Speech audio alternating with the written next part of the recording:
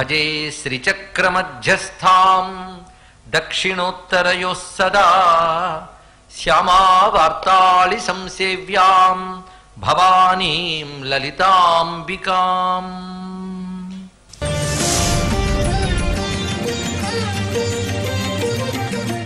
ఈశానాదిపదం శివైక ఫలకం రత్నాసనం తే శుభం. తర్వాత ఇవ్వాల్సిందే పాద్యం, అంటే పాదములు ప్రక్షాళన చేస్తూ ఇచ్చేది. అది ఎలా ఇస్తున్నారంటే ఏదో ఉట్టి నీరు కాదండి, అమ్మవారికి ఎలా సమర్పణ చేయాలో చూడండి.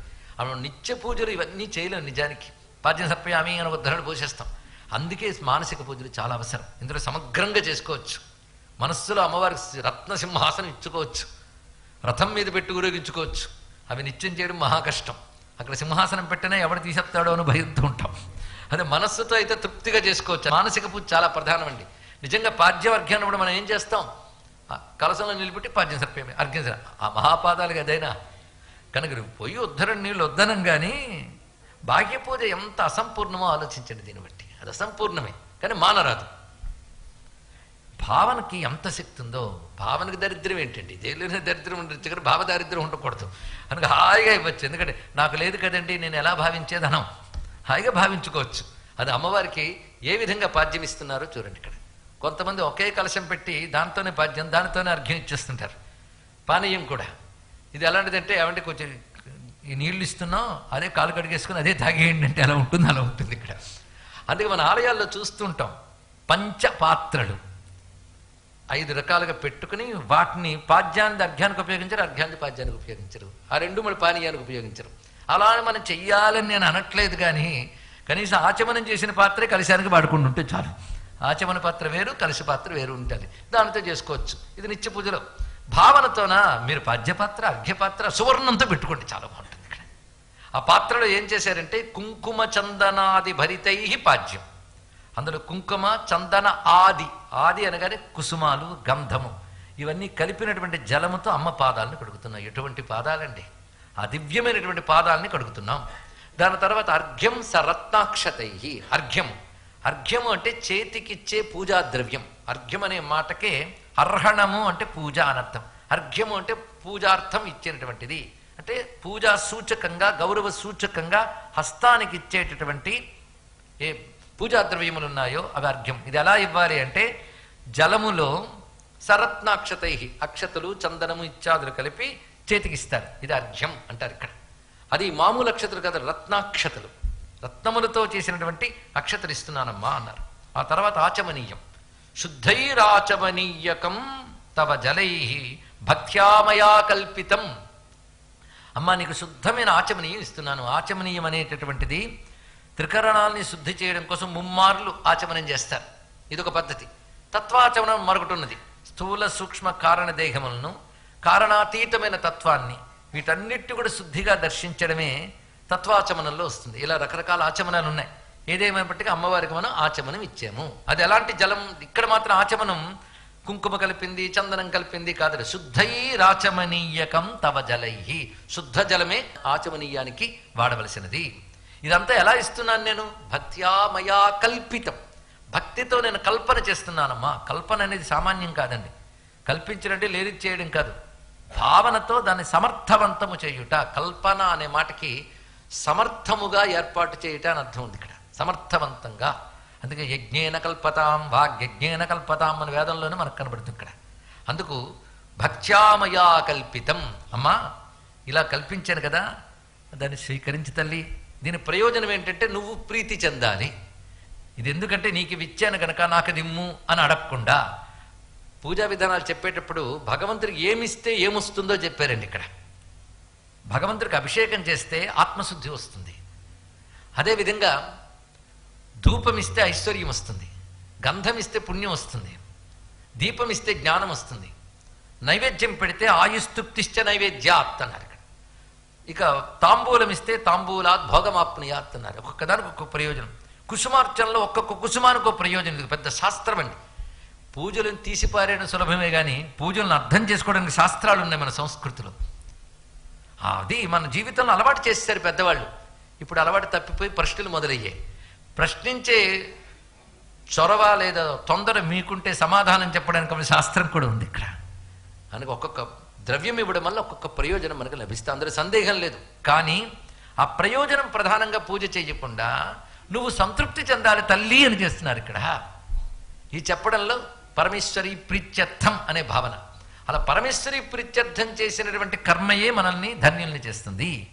దానికోసమే కానీ కర్మకి రెండే ప్రయోజనాలు ఉండాలట. మా ఉపాత్త దురితక్షయార్థం శ్రీ పరమేశ్వర ప్రీత్యర్థం. ప్రతి సంకల్పంలో ఇదే చెప్తాం. నాకు చిత్తం శుద్ధం కావాలి, భగవంతుడు సంతోషించాలి. ఈ రెండే ప్రయోజనాలుగా ఎవడు ఆరాధన చేస్తాడో దాన్ని సాత్విక ఆరాధన అని అంటారు ఇక్కడ. ఇది చాలా ప్రధానమైనది. అందుకే సాత్వికంగా ఉండాలి ఎప్పుడు కూడా మన సాధనలు, పూజలు కానీ పునస్కారాలు కానీ సాత్వికంగా ఉన్నప్పుడే తాత్విక చింతన కలుగుతుంది. అందుకే సాత్విక సాధన, తాత్విక చింతన ఈ రెండు మనకి అవసరం. అందుకే ఈ సాత్విక ఉపచారం వల్లే చూపిస్తున్నారు ఇక్కడ. తల్లి దీన్ని స్వీకరించు. ఏం లేకనా తీసుకుంటుందమ్మ ఇవన్నీ కూడా. అమ్మవారికి పాద్యానికి జలం దొరకదండి మనం ఇస్తే గాని అంటే, తల్లి దగ్గరికి పిల్లాడు వచ్చి అమ్మాయి తీసుకో తినమ్మా అని ఇస్తాడు. ఆ పిల్లవాడు తీసుకొచ్చిన ప్రేమ చూసి అవునా నువ్వు తెచ్చావా అని తిని చాలా బాగుందిరా నాయనా అంటుంది. అంటే ఇప్పుడు దొరకదనా? ఆ పిల్లాడి మీద ఉన్నటువంటి వాత్సల్యం. అలాగే నేను ఇచ్చేదాన్ని వాత్సల్యంతో స్వీకరించమ్మా అనే భావం ఇందులో కనబడుతుంది. అందుకే వాత్సల్యం అంటే కారుణ్యం వల్ల అమ్మవారికి వాత్సల్యం వస్తుంది, అంతే కదా. లోకంలో తల్లికి పిల్లాడి మీద వాత్సల్యం మమకారం వల్ల వస్తుంది, కానీ అమ్మవారికి జగత్తు మీద వాత్సల్యం కారుణ్యం వల్ల వస్తుంది. ఆవిడ మమకారం లేదు, అహంకారం లేదు, కారుణ్యం వల్ల వస్తుంది ఇక్కడ. అందుకే గొప్ప మాట అన్నారు ఇక్కడ అమ్మవారిని సంబోధిస్తూ, కారుణ్యామృత వారిధే. ఇక్కడ వారిధే అనొచ్చు, వారినిధే అనొచ్చు. కారుణ్యామృత వారినిధే.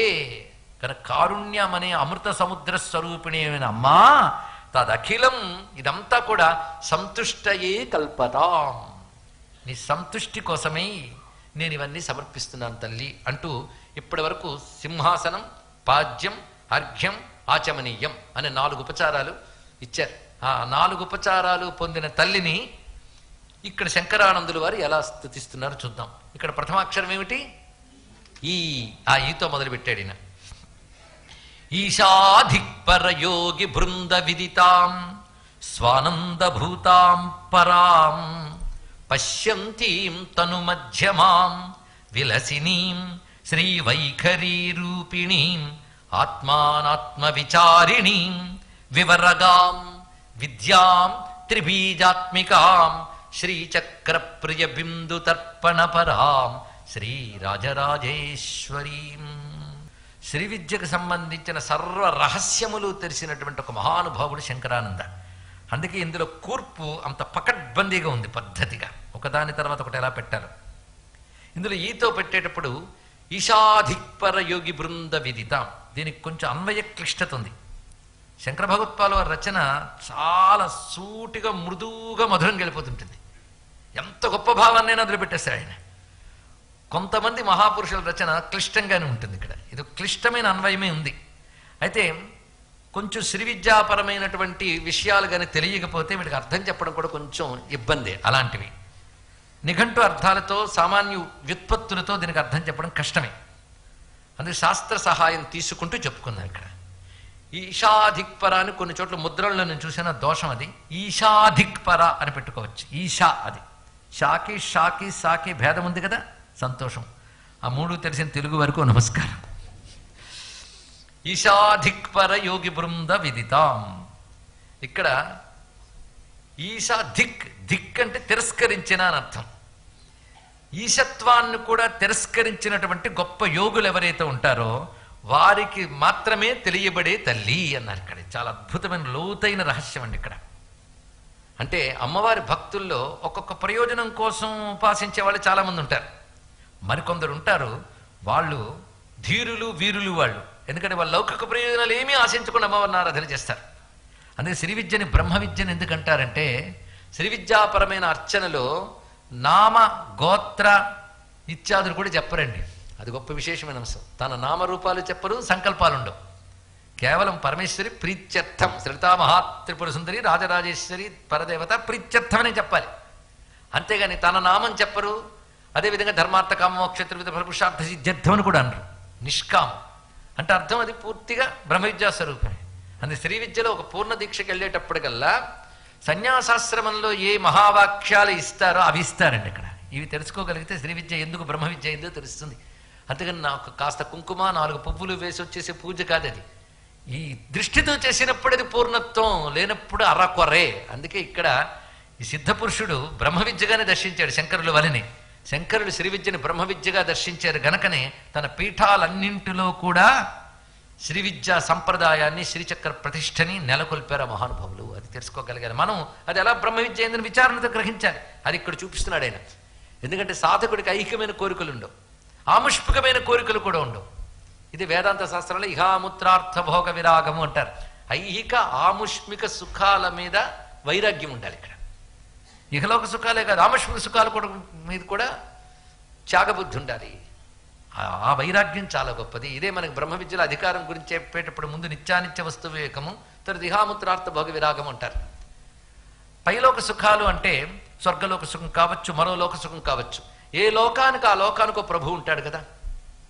ఇంద్రలోకానికి వెళ్తే ఇంద్రుడికి ప్రభు ఉంటాడు, వరుణ లోకాలకు వెళ్తే వరుణుడు ఉంటాడు. ఏ పుణ్యం చేసేవాళ్ళు ఏ లోకాలకు వెళ్తారో అని చెప్పారు. కనుక ఈ లోకపు సుఖాలు కాకపోయినా పరలోకంలో ఏమైనా సుఖాలు వస్తాయని పుణ్యాలు చేసేవాళ్ళు ఉంటారు, వస్తాయి. కానీ క్షీణే పుణ్యే మర్త్యలోకం విశంతి. పుణ్యం క్షీణించగానే కిందకు వచ్చేస్తాం. కానీ శాశ్వత కైవల్యం కావాలంటే ఇహలోక సుఖాలపై పరలోక సుఖాలపై కూడా వైరాగ్యం ఉండాలండి. ఇది తెలుసుకోవాల్సినది. ఆ వైరాగ్యం ఉన్నటువంటి వాడు భగవత్తత్వాన్ని బాగా అనుభవించగలడు. భగవంతుడిని అనుభవించాలి అంటే వైరాగ్యం ఉన్నవాడిగా అనుభవం వస్తుంది. అందుకే వైరాగ్యం పెద్దవాళ్ళు ఊరికనే చెప్పరు. లోకం మీద కానీ కోరుకుంటూ భగవంతుడిని ఆరాధించామనుకోండి, మనకి భగవంతుడికి మధ్య కోరికనే పుల్ల తగులుతూనే ఉంటుంది. భగవద్ అనుభవం ఉండదు మనకి. ఇది తీసేస్తే అది పూర్ణంగా మన అనుభవానికి వస్తుంది. ఇక్కడ పానకంలో పుడక ఏమిటో కాదు, కోరిక తెలుసుకోండి. ఇక్కడ భగవద్రసం అనే పానకంలో కోరికనే పుడక అడ్డుపడకూడదు. ఇక్కడ అప్పుడు హాయిగా పానం చేస్తారు. ఇక్కడ ఆ కోరిక రెండు, ఇహలోక పరలోక సుఖాల మీద కూడా వైరాగ్యం ఉండాలి. ఇక్కడ పరలోక సుఖాలంటే ఇంద్రత్వం రావచ్చు, బ్రహ్మత్వం రావచ్చు. అంత బ్రహ్మగారు చాలా గొప్పవారు, సందేహం లేదు. కానీ ఆయనకు కూడా 100 కల్పాలు అవగానే ఆయన వెళ్ళిపోవలసిందే కదా. అందుకే బ్రహ్మదేవుడు అంటాడు, ఎలా బ్రహ్మపదంబు వేదములకు వీక్షింపగారాని నిన్నీలోకమ్మున ఈ వనాంతరములో ఈ మందలో కృష్ణయం చాలాపాది సమస్త భావనులు నీయందే సమర్పించు ఈ వ్రేలందొక్కని పాదరేణువులపై వేష్టించిన చాలదే. భాగవతంలోదండి. ఇక్కడ భాగవతంలో బ్రహ్మదేవుడు గోపబాలకులను చూసి అనుకుంటాడు, నాకు ఎందుకయ్యే బ్రహ్మత్వం ఇచ్చావు? కృష్ణాన్నితో ఆడుకునే ఈ గోపబాలకుల పాదాలపై ఉన్న ధూళి కణాల్లో ఒక ధూళినైతే చాలున్నాడు. ఇది గొప్ప విషయం అండి. ఇక్కడ అంతే. బ్రహ్మ పదవి కూడా అంతే. భక్తి లేనప్పుడు బ్రహ్మాది పదవులు కూడా వ్యర్థమే. అందుకే ప్రహ్లాదుడు వస్తూ ఉంటే ఒక మాట అంటాడు పోతనగా, అంభోజ గర్భాదు లభ్యసింపగలేని హరిభక్తి పుంభావమైనవా అని అన్నాడు. ఇక్కడ బ్రహ్మాదులకు కూడా చేతకాని భక్తి లేదు. ఇక్కడ బ్రహ్మాదులకు కూడా వాళ్ళ పదవి, పదిలం, పని అన్నీ ఉంటాయి, భక్తుడిగా వేమీ లేవు. అందుకు మహానుభావుడు సాధన చేస్తూ ఉంటే ఇంద్రుడు వచ్చాడు, నీకేం కావాలని అడిగాడు. నిన్ను ఎవడు రమ్మన్నాడు అన్నాడు. నువ్వు చేసిన తపస్సుకు సంతోషించి నీకు ఆ లోకాలు రెడీగా ఉన్నాను. ఆ లోకాలు ఏమున్నాయన్నాడు. ఈ సుఖాలు ఆ సుఖాలు ఉన్నాయంటే ఎంతకాలం ఉంటాయి అన్నాడు. ఇంతకాలం అన్నాడు. అక్కడ ఎక్కువ సుఖాలు తక్కువ సుఖాలు అనుభవిస్తున్న వాళ్ళు ఉంటారంటే ఉంటారన్నాడు. ఉన్నప్పుడు తప్పకుండా ద్వేషం అసూయ ఉంటాయి కదా. ఇక్కడ ఏడుపు అక్కడ ఏడుపు, నాకు అక్కర్లేదు పోన్నట్టండి. ఇక్కడ ఇది అనగలగాలండి, ఇది గట్స్ ఉండాలండి. అందుకే ఇంద్రలోకానికి ఈశత్వము, బ్రహ్మలోకానికి ఈశత్వమో, వరుణలోకానికి ఈశిత్వమో ఒక అధికారం. అష్టసిద్ధుల్లో కూడా ఈశిత్వం ఒకటి. ఈశిత్వం అష్టసిద్ధుల్లో ఒకటి చెప్పాడు. అది చెప్పాడంటే ఉపలక్షక న్యాయం అంటారు. ఒకటి చెప్తే మిగిలిన అన్నీ చెప్పినట్టు ఇక్కడ. ఎందుకంటే ఇంజిన్ కనబడగానే ట్రైన్ అంతా వస్తుందని ఎలా తెలుసుకుంటామో, ఒకటి చెప్తే మిగిలినని తెలుసుకోవాలి. దీని శాస్త్రంలో ఉపలక్షక న్యాయం అంటారు. అది ఈశాధిక్ అనగానే ఈశిత్వము మొదలైనటువంటి అష్టసిద్ధుల్ని ధిక్కరించిన వారు అంటే గొప్ప భక్తులు వీటి కోసం ఆశించరండి, వీటి దాటిపోతారు ఇక్కడ. అందుకే సిద్ధపురుషుల మహిమలు చూపించరు, లోకం కీర్తిని ఆశించరు. ఎందుకంటే ఇవి చాలా అల్పాల్పములు, ఇవి వస్తే మిగులుతాయా ఏమిటి? ఎంతకాలం అండి ఇవన్నీ కూడా? ఇవన్నీ మీసాల మీద తేనెలు లాంటివి, మిగిలేవి కావు. అందుకే ఇహలోక సుఖాల నుంచి బ్రహ్మలోకం వరకు ఈ మధ్యలో ఉన్న సర్వలోక సుఖాల్లో ఉండేటువంటి ఈశిత్వం ఒకటి అధికారం, వాటి యందు ఒకానొక పట్టు. వీటిని ధిక్కరించినటువంటి వాళ్ళు యోగులు. అంటే ఐహిక పారలౌకిక సుఖములను, అధికారాది ఐశ్వర్యములను, ఈశ్వర ఐశ్వర్య రెండు ఒకటే, ఐశ్వర్యములన్నింటినీ ధిక్కరించిన యోగులు ఎవరైతే ఉన్నారో వాళ్ళ చేత చక్కగా తెలియబడే తల్లి. ఎంత మంచి మాట చెప్పాడు. ఈశాధిక్ పరయోగి బృందవ విదితాం. ఈశిత్వాదుల్ని ధిక్కరించినటువంటి పరయోగులు అంటే గొప్ప యోగుల చేత తెలియబడే తల్లి. ఇందాక చెప్పుకున్నాం కదా, వైరాగ్యం లేకపోతే భగవతత్వం తెలియబడేదండి. అందుకే వైరాగ్యం ఫండమెంటల్ క్వాలిఫికేషన్ ఫర్ వేదాంతం.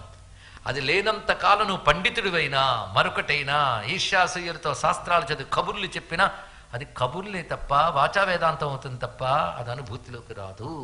అందుకే వైరాగ్యం లేనివాడు ఏది చెప్పినా ఏది విన్నా ప్రయోజనం లేదండి. ఏ పాండిత్యం లేకపోయినా వివేక వైరాగ్యాలు ఉంటే మాత్రం వాడు తప్పకుండా భగవద్ అనుభూతి పొందగలడు. అందుకే మోక్షశాస్త్రానికి అధికారం గురించి చెప్పేటప్పుడు ఎక్కడైనా పాండిత్యం అనే మాట వచ్చిందో చూడండి. మొట్టమొదటి చెప్పింది నిత్య అనిత్య విచిత్త వివేకం, రెండవది ఇహాముత్రార్థ భోగ విరాగం, మూడవది శమ దమాది షట్క సంపత్తి, తర్వాత చెప్తుంది ముముక్షుత్వం. అంతే కదా.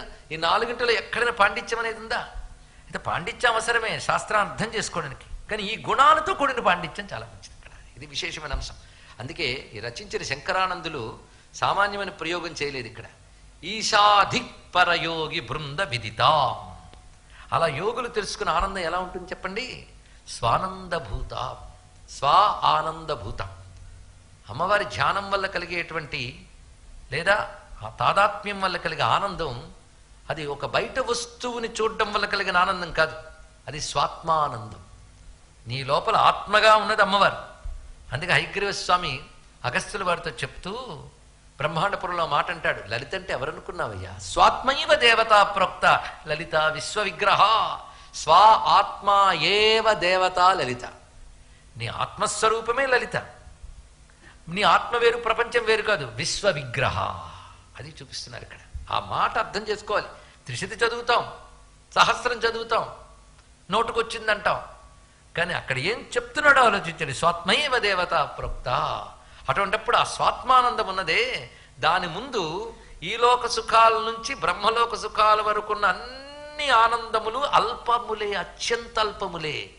ఇవి బిందువులండి, అది సింధువు.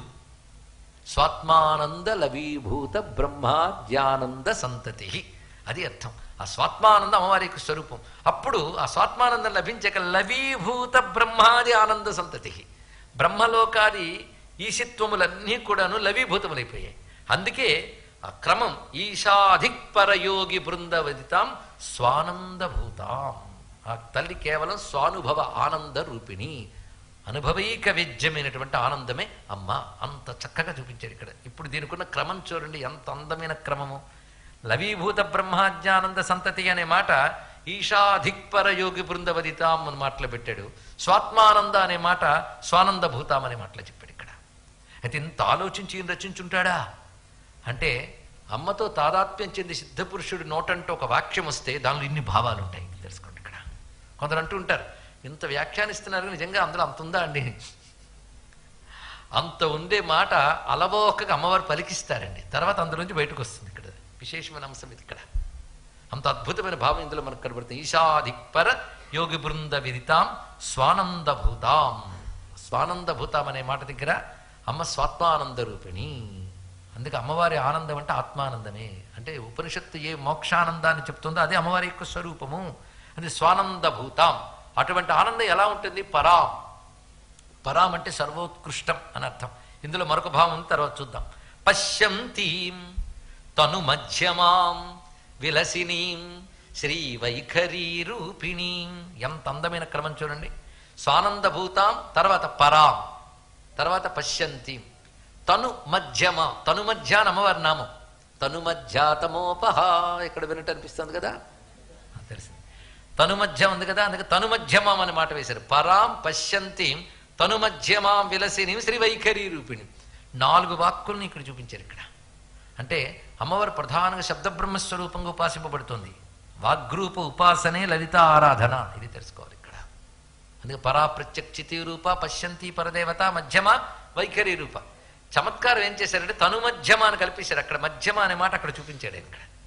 అమ్మవారికి తనుమధ్య అని పేరుంది. తనుమధ్య అంటే ఒక సాముద్రిక లక్షణము, సర్వ సుమంగళమైనటువంటి వైభవంతో అమ్మవారి స్వరూపం తనుమధ్య అన్నారు. తనుమధ్య అంటే తను అంటే సన్నని, మధ్యమ అంటే నడుమి భాగం. సన్నని నడుము కలిగిన తల్లి అని అర్థం. ఉత్తమ సాముద్రిక లక్షణాల ప్రకారంగా అమ్మవారి రూపాన్ని మనం భావిస్తున్నాం గనక ఆవిడ తను మధ్య, సన్నని నడుముతో ఉన్నది. ఈ స్థూలార్థంతో చాలామంది తృప్తిగా అమ్మవారిని ధ్యానించుకోవచ్చు, కానీ ఇందులో సూక్ష్మార్థం కూడా చూడాలి ఇక్కడ. తనుమధ్యమ అనేది ఉపాసనా శాస్త్ర ప్రకారంగా అమ్మవారి ఒకానొక ఉపాస్య తత్వం. ఈ తను మధ్యానికి దేవతుంది అమ్మవారి స్వరూపాలు. ఈవిడ క్షేత్రాల్లో ఎక్కడుందంటే మాం పాతు నీవాయాస్తీరే నివసంతి బిల్వేశ్వరి కాంత తనుమధ్య అని శాస్త్రం చెప్తుంది. ఇక్కడ అది కంపానదీ తీరం దగ్గర బిల్వేశ్వరుడి యొక్క కాంత అయినటువంటి తనుమధ్య ఉన్నది అని వర్ణించారు. ఇక్కడ తనుమధ్యని ఎలా ధ్యానించాలో ఒక శాస్త్రం ఉందండి. ఇక్కడ తనుమధ్య అంటే బాలా త్రిపుర సుందరి యొక్క స్వరూపము తనుమధ్య. అది కూడా విశేషమైన అంశం. అయితే తను మధ్య, తను అంటే శరీరం, శరీరానికి మధ్య భాగం అంటే హృదయం. ఆ హృదయములో ప్రకాశించే పరతత్వం గనక తను మధ్య అని మరొక అర్థాన్ని చెప్పారు. ఇక్కడ తను అంటే సూక్ష్మం అని మాట తీసుకోవాలి. సూక్ష్మం అంటే సన్ననిది అన్నారు కదా, స్థూలం సూక్ష్మం కనుక తను అంటే సూక్ష్మమైనటువంటి మధ్యస్వరూపిణి. అంటే హృదయంలో అత్యంత సూక్ష్మముగా ఉన్నటువంటి పరతత్వము తను మధ్య, ఇది అర్థం. అంతే కదా, బాలా త్రిపుర సుందరి అమ్మవారి యొక్క హృదయశక్తి.